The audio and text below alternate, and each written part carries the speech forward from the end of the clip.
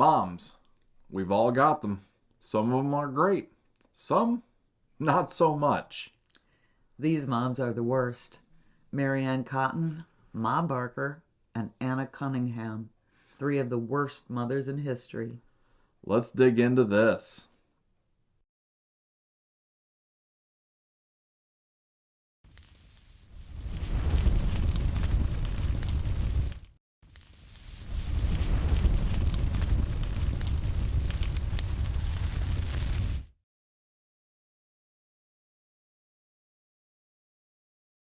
Mary Ann Cotton was born in 1832 in Durham in the north of England.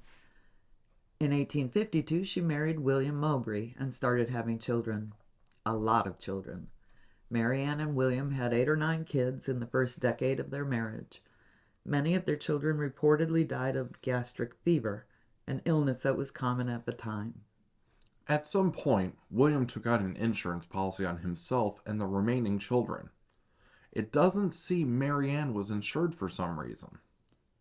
In 1864, William died, also of gastric fever, and 2 surviving children died a short time later.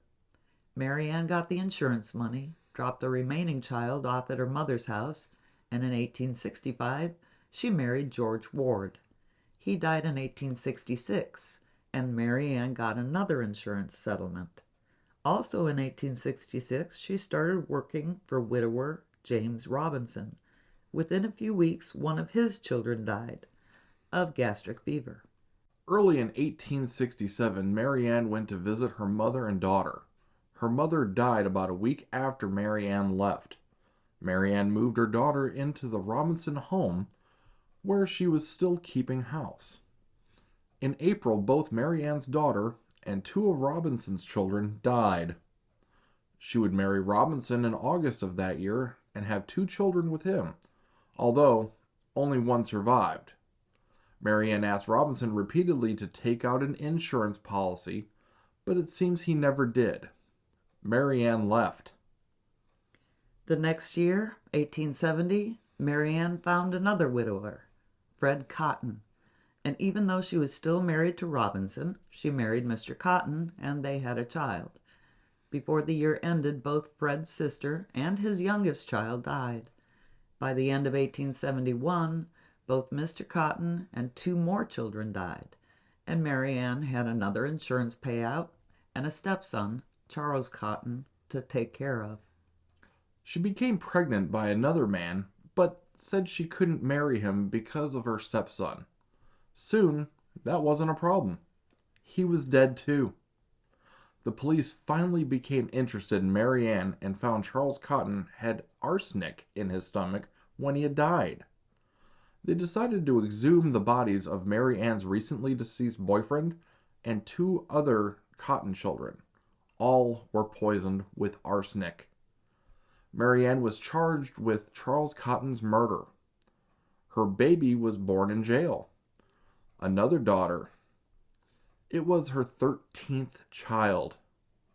Mary Ann was found guilty of the murder of her stepson, Charles Cotton, and hanged, poorly, by an executioner who had a reputation for bad hangings.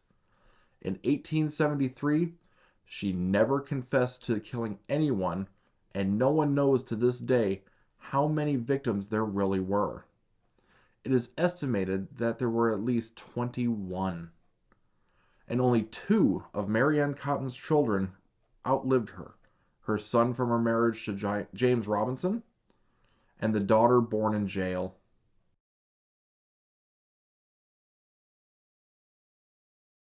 J. Edgar Hoover called her the most vicious, dangerous, and resourceful criminal mind of a decade when she was on the FBI's most wanted list. Her kids and friends claimed she would never hurt a fly. But Arizona Donnie Clark, better known as Ma Barker, raised 4 sons and allegedly ran the most wanted gang in America in the 1920s and 1930s. She was born in Missouri in 1873. Legend says she saw Jesse James when she was young and wanted to be just like him. She succeeded. She married George Barker in 1892 and started calling herself Kate Barker.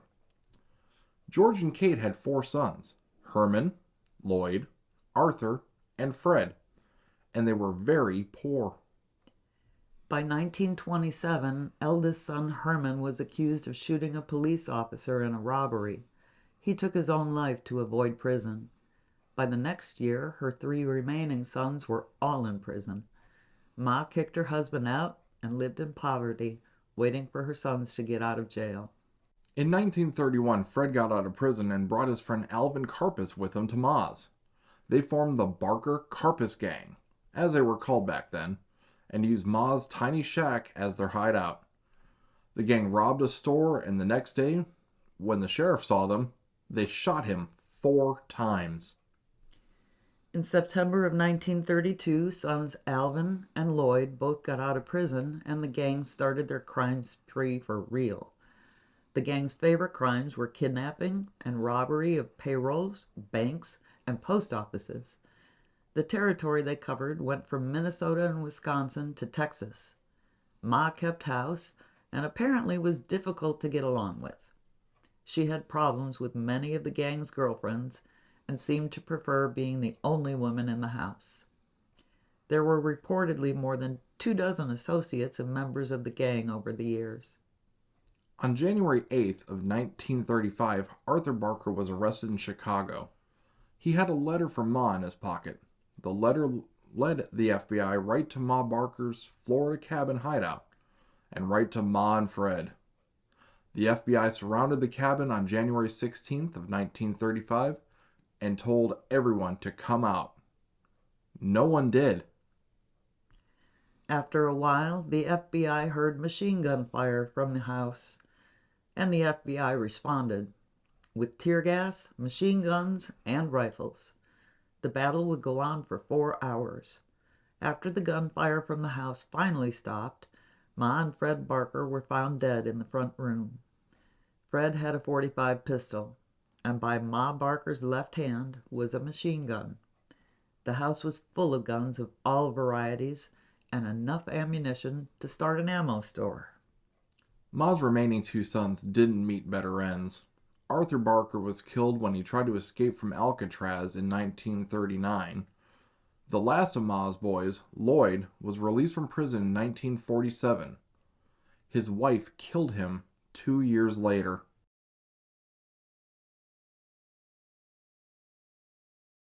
Anna Mae Cunningham was born in 1873. By 1918, she lived on a 37-acre farm in Batchelor's Corners, Indiana, with her husband David and their children. They seemed like most families in the area and attended church regularly. David became ill in 1918 with horrible stomach cramps, and within a few days he died. Anna collected a $1,000 insurance settlement, which would be about $16,000 today, sold the farm for $4,000, about $64,000 today, and moved her family to Gary, Indiana, with a nice nest egg. In 1919, Anna's daughter Isabel died. She was 28 years old. The insurance policy that had been taken out only 5 weeks before her death paid Anna another $1,000. In 1921, Anna's 23-year-old son, Harry, died, less than a year after he was insured for $2,500. Her son Charles died the same year. He was insured for $850. 13-year-old Walter died the following year, insured for only $180. When Anna's youngest son, David Jr., was 20 years old, he became violently ill and was, fortunately for him, taken to the hospital. He was insured for $1,000. Doctors suspected he had been poisoned and found a large amount of arsenic in his system. Anna Cunningham's home was searched and huge amounts of arsenic were found.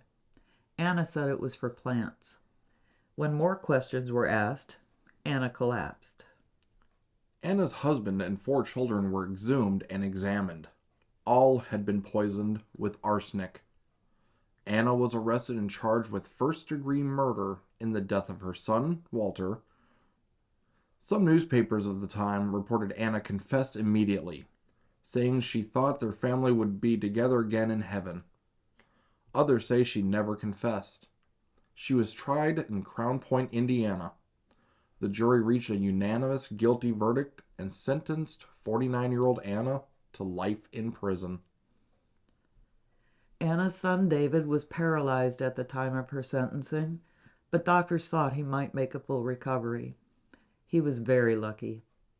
But his younger sister Mae, who was around 18 years old at the time, may have been the luckiest of all of the Cunningham children. Well, there you have it. 3 of the worst moms in history.